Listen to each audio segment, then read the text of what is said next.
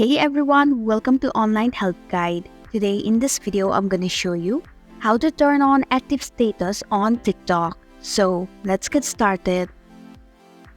Begin by opening your TikTok application. Then tap on profile icon. Now tap on the hamburger icon at the top right corner of your screen. Then select settings and privacy. Select privacy option and then enable active status option. And this is how you can turn on active status on TikTok. Thanks for watching Online Help Guide. If you like this video, hit the like button and drop a comment with any questions or feedback. If you are new, subscribe and click the bell icon to stay updated on our future videos.